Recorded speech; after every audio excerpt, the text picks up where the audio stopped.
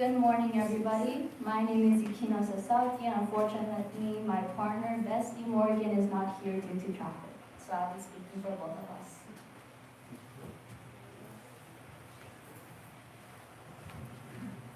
This morning, there will be two services. First is the Spring Ohigan service, followed by the 33 Kanhon service. We will begin with the Spring Ohigan service, and Ohigan is served twice a year at the time of the equinox, in the spring and in the autumn. It is a time when ancestors are remembered with gratitude and when Buddhists concentrates on practicing the 6 paramitas or perfection of the heart, which are dana, clarity or generosity, sila, the perfection of the heart, or practicing the precepts, shanti, patience or humility, virya, vigor or fortitude, dhyana, meditation, or prajna, wisdom. In Sanskrit, the word paramita means crossing over on the shore. The other shore is the shore of peace, happiness, and enlightenment. The officiant of this service is Reverend Jiko Nakade, who will be assisted by Deacon Amy Jikai Nakade. We will begin with the Shogo Goasan by the Daifukuji Baigako Plum Blossom Choir. Please rise when the minister enters the hall.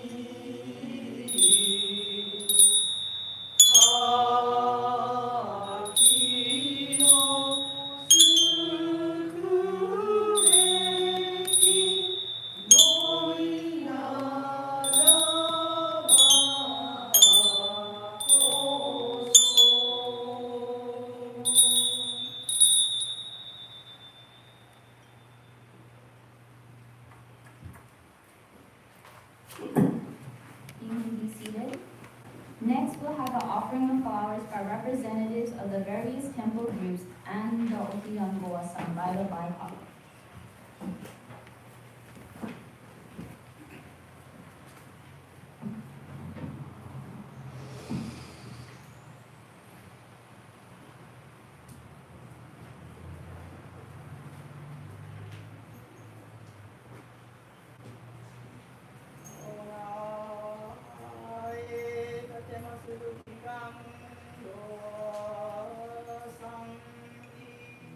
Representing the Daifukuji Soto Zen board, Barb Shoshin Hills.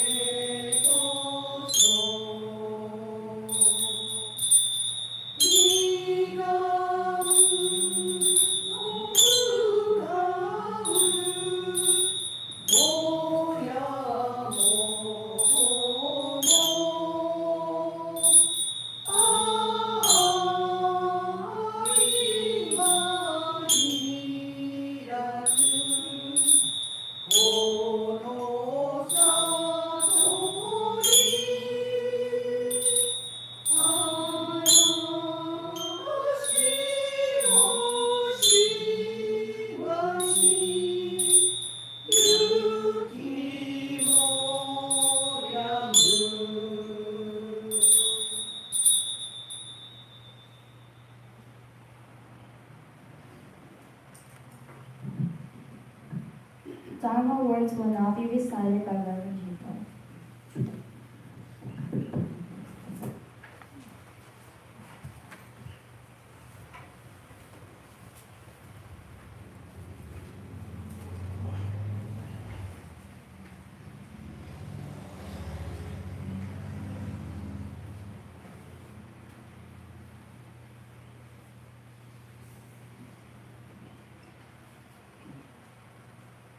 On this 22nd day of March, in the year 2026, I, together with those assembled here at the Daifukuji Soto Mission in Kona, Hawaii, observe the spring Higan service and 33 Kannon pilgrimage. At this time of the spring equinox, we pay homage to the Buddha Shakyamuni and to our eminent ancestors of the Soto Zen lineage. We also express gratitude to our family ancestors whose love, toil, and sacrifices have made our lives today possible. As Buddhists, we renew our determination to practice the 6 perfections of the heart, the paramitas, which help us to cross over from the shore of delusion to the shore of enlightenment. May our lives be illuminated by the wisdom of the Buddhas and Bodhisattvas. May our hearts open to their compassion. And may we, together with all beings, awaken to Buddhahood. Namu Kie Butsu, Namu Kie Ho, Namu Kie So. We take refuge in the Buddha. We take refuge in the Dharma. We take refuge in the Sangha.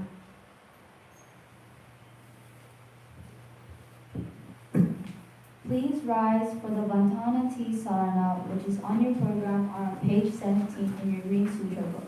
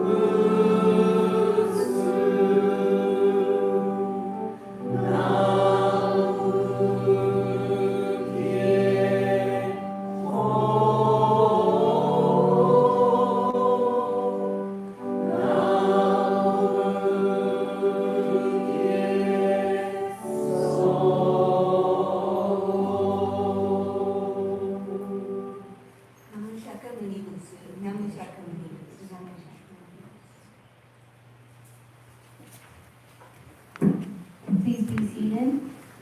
Let us enjoy a moment of Zazen or silent meditation. Instructed for Zazen will be given by Reverend Juko.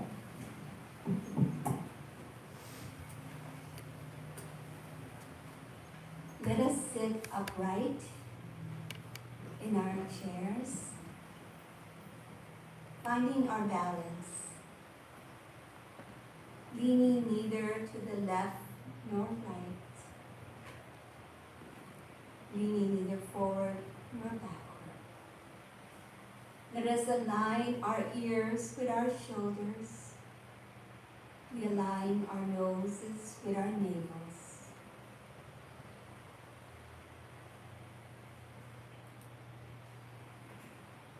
With our eyes, we do not close them completely, but we allow our gaze to fall gently down to the floor in front of us.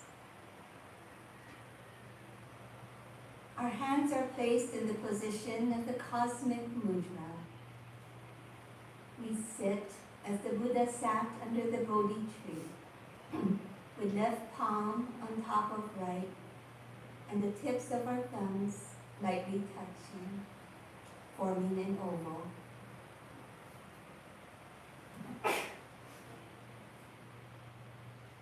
We pay attention to our breathing, beginning with a deep inhalation and exhalation. Then allowing our breath to flow naturally without forcing it in any way. When thoughts arise, we simply let them go, like clouds blowing across the sky or leaves floating down a river. We sit sharing our breath, our warm aloha with each other, sharing our presence in silence. We'll now begin Zazen.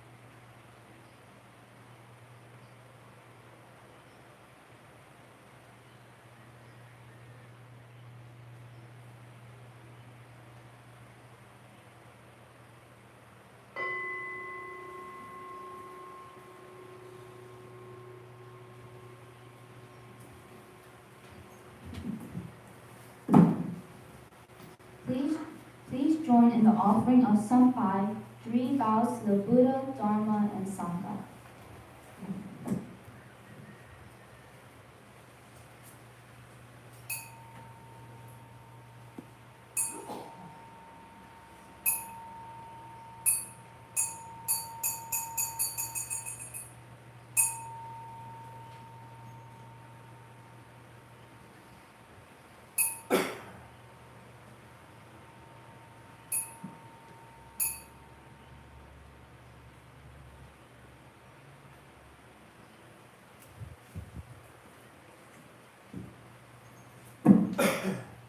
Next, let us chant the Heart Sutra, which can be found on the back of your program. We will be chanting only in English this time.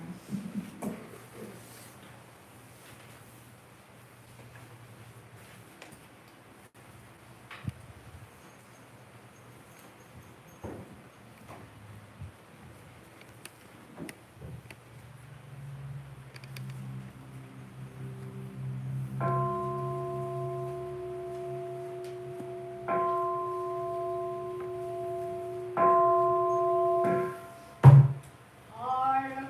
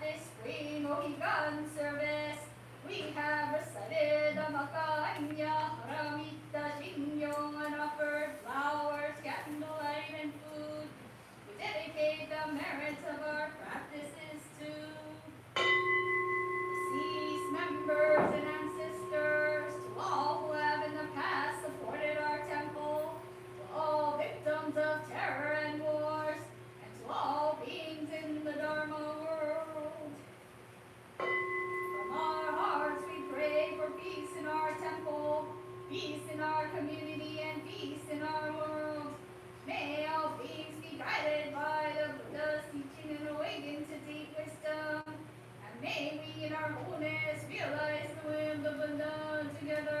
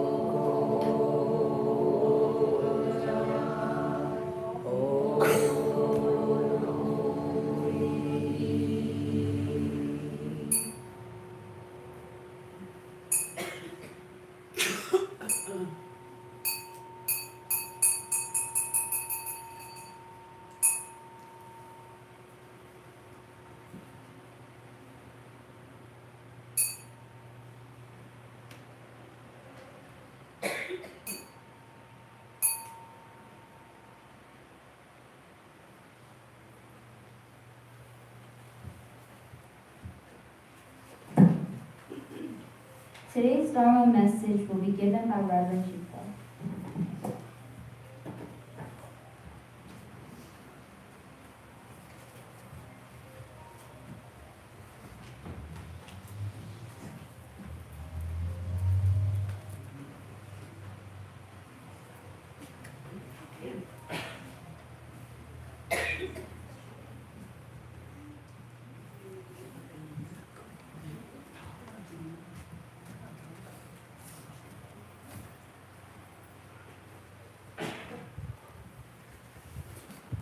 Good morning and aloha everyone. Good morning.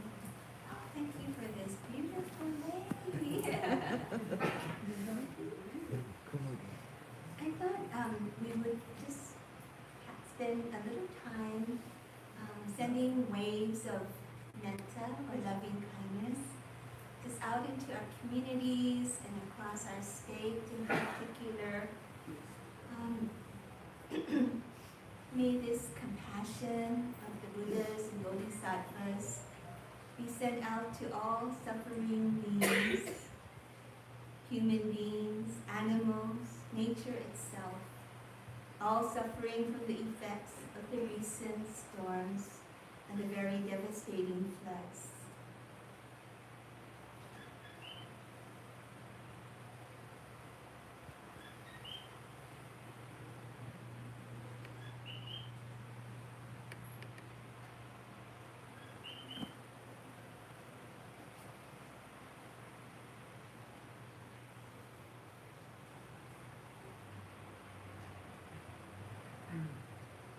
May the merit of today's service benefit all living beings everywhere. Thank you.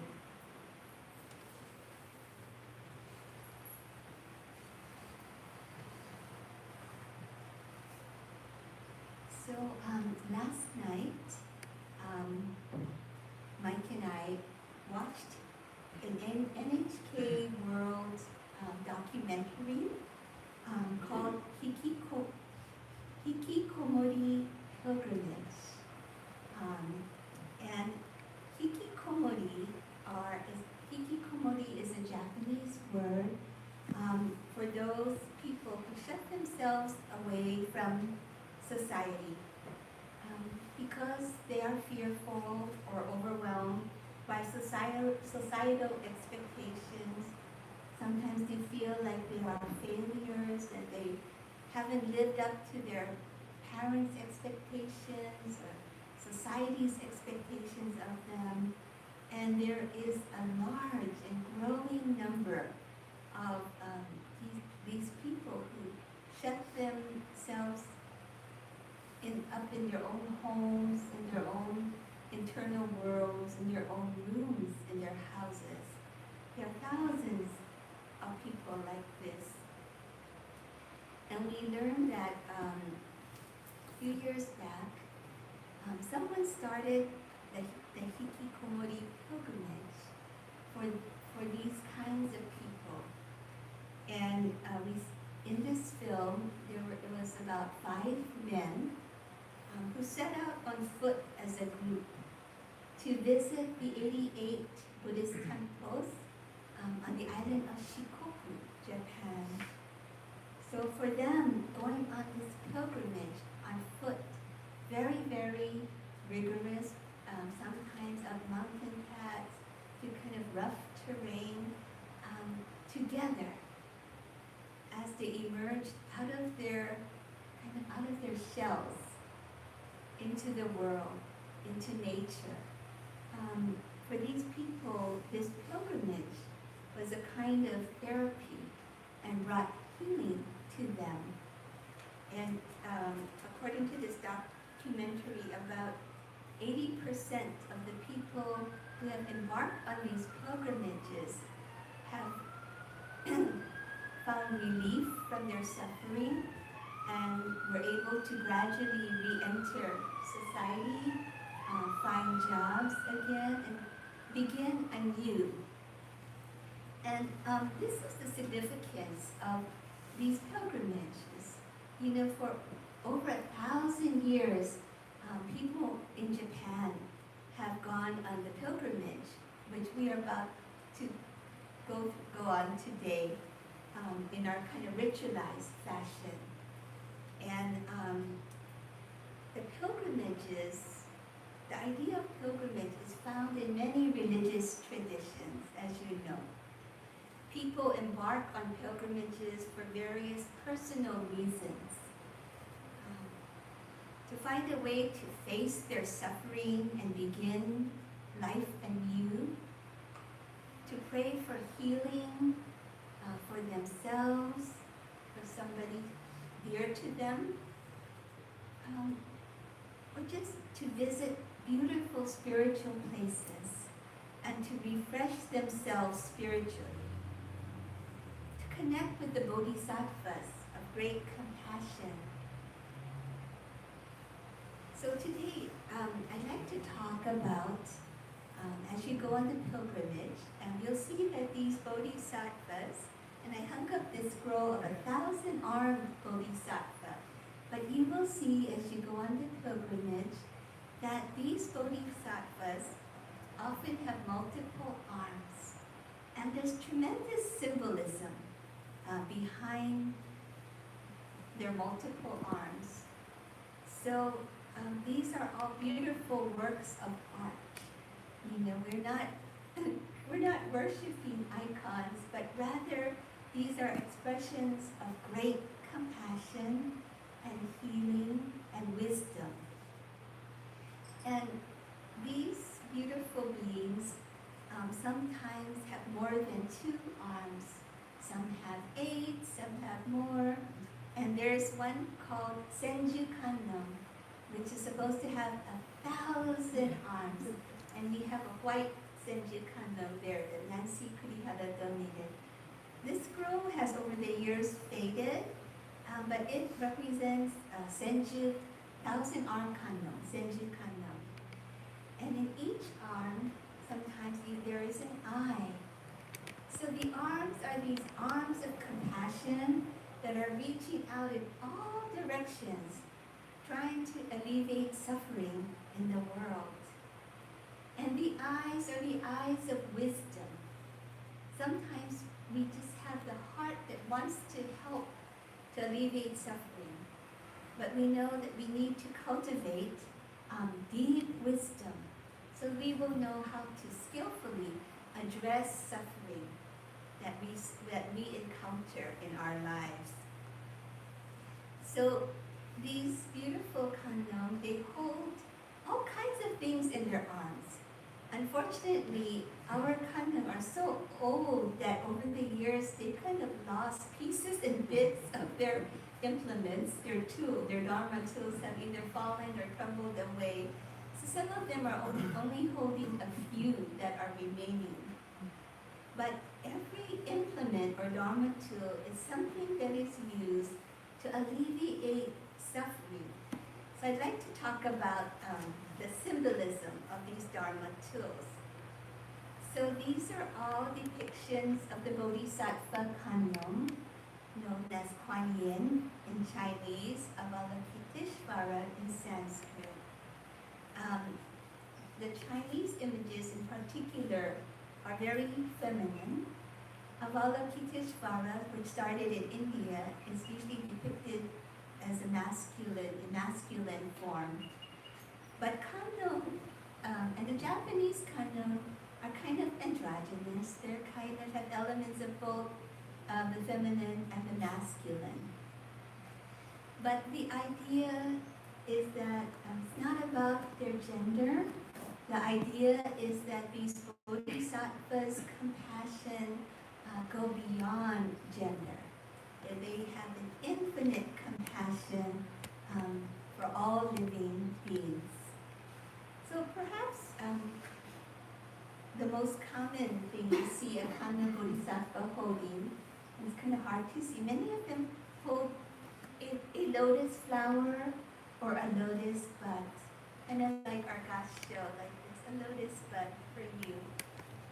And the lotus flower, as you know, represents the Buddha nature that is inherent in all beings. And it represents purity and the capacity for all living beings to rise up above the muddy waters of this world and to bloom, spiritually bloom, beautifully like a lotus. Other kanongs, maybe this one has a small vase.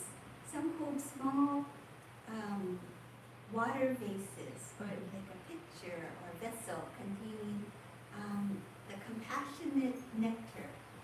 And they're either holding this vessel which contains the water that can be poured upon the suffering in the world to alleviate the pain in our hearts, to heal illness, just to fill others with infinite compassion and light. And sometimes you will see this kind of actually pouring the vase of water. You'll see water flowing out of it, and it's this healing nectar or this healing water that soothes and calms even the most turbulent hearts and minds. Others, like this one, actually this is Chiryo Miyosa's Kannon Samad that he gave me. It was his mother's. This holds the Nyoi jewel. This symbolizes, it's called the Nyoi Oju. It's a magic jewel called the wish-granting jewel. And it fulfills our spiritual wishes of the devotees. This is the wish-fulfilling gem. The Jizo Bosatsu outside often is seen holding this wish-fulfilling gem. Other kanons hold willow branches, or you will see a kanon standing beneath a willow tree. Again, a symbol of peace and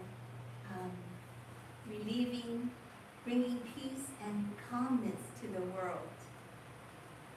Others hold prayer beads.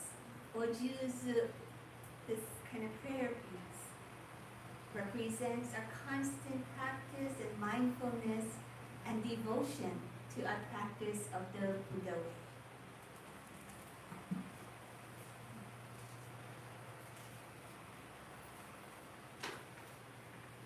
So what's interesting is that, some of them kind of hold these things that you think, oh my gosh, why are the bodhisattvas holding lassos and hatchets and swords? So these are Dharma instruments that cut through our delusion and our ignorance and bring us back to the truth or reality of things as they are. They're there to clear up our deluded minds, to kind of slash through our ignorance. There are condoms that hold lassos or ropes, and this is to kind of bind our negative karma. Like you could throw out a lasso and just bind your negative karma and transform it.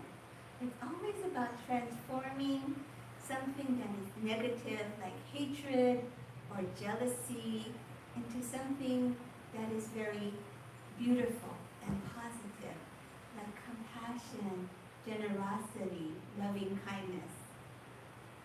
Some hold Dharma wheels. This is a Dharma wheel. Some of them hold these little Dharma wheels, a big one, and they're teeny. But these represent the teachings of the Buddha, namely the Eightfold Path and the Four Noble Truths. And they have various gestures. So if you look at our large Kanno Bodhisattva, the central one, it's a Shokanno. We call it the Hawaii Kanno. And this Kanno-sama holds a lotus, her left hand, and then her right hand is out, like reaching out like this. Again, this is a symbol of peace, of non-violence, and a symbol that all are included in Kanno's great vow to alleviate suffering. Some Kanno-samas, like this one, her hand is held like this, or his hand, and this is the mudra of fearlessness that says no fear, to help us deal with the many kinds of fears that inhibit us and that hold us back. So this is a symbol of saying there's nothing to be afraid of. You are surrounded always by the great wisdom and compassion of the Buddhas and Bodhisattvas, the awakened ones. So I just wanted to point out one interesting kanno. So most of them have very benevolent faces that are peaceful and smiling and very beautiful. But there is one kanno along this path that has a particularly fierce expression. And this is called Bato Kanno, or horse-headed kanno. So as you walk the pilgrim's path, see if you can find Bato Kanno. Bato Kanno is very hard to miss. It's very, very fierce. And if you look at the triptych, the paintings on the wall, the colorful pictures on the wall that Tina painted for us, she has a very magnificent Bato Kanno there with flames coming out of it and a horse's head. So this kanno has come to be known as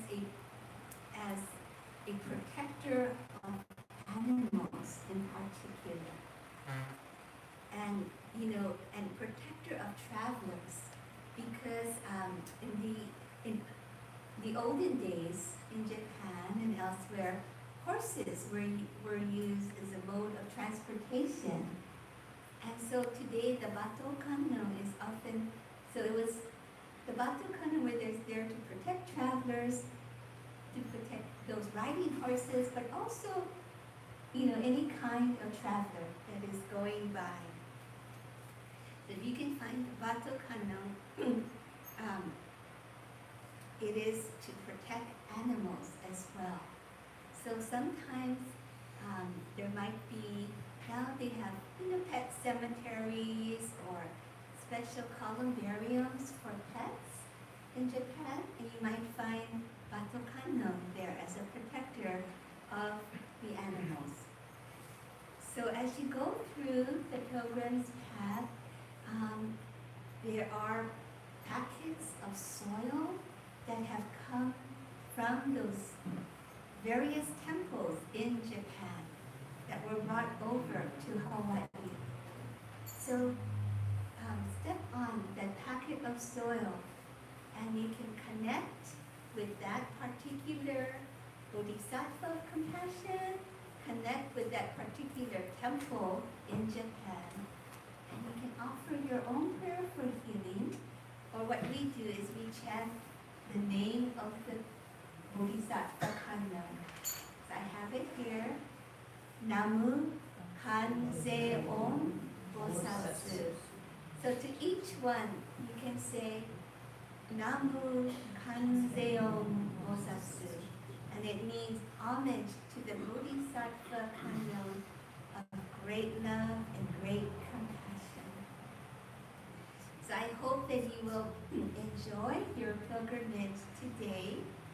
We do ask that you kind of move, we keep the line flowing, but after the service is over, and throughout this week until Thursday, people are welcome to come and maybe on your own to walk this pilgrim's path and spend more time gazing into the faces of compassion and offering your own prayers for healing along the way.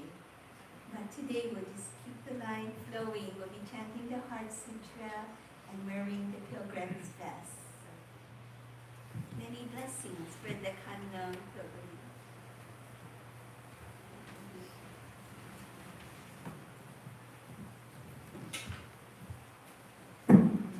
Thank you very much, Yuko Sensei, for today's Dharma message. Please rise for the singing of Shomyo. The words are on your program.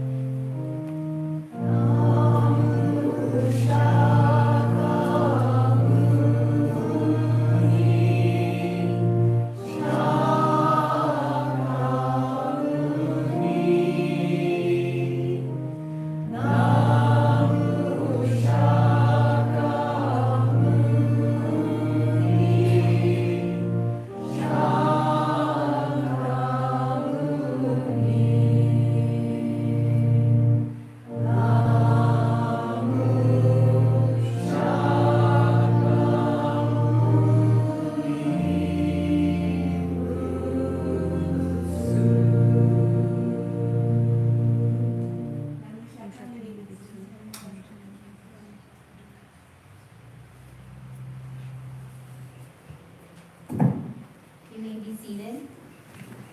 This concludes the Okigan service. We will have a 5-minute intermission to prepare for the 33 Kanno Osunafumi pilgrimage. 37 coins offerings are needed for this service. If needed, please see Kindness and Renee outside the front door of the temple to purchase your coins.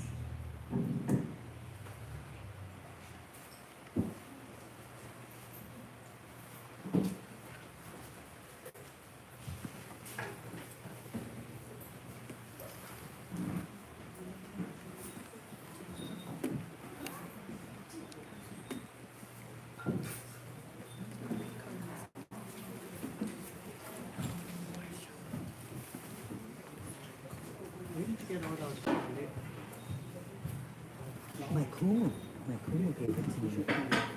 Jenny's Kumu only Jenny. Oh, I know them. Yeah. Oh, yeah. They Oh, make lima I every know. day. Yes, lots of flowers. He had like 28 ladies, so he gave them Beautiful. before they go. Extra ones for Hawaiian country. I have a dozen now.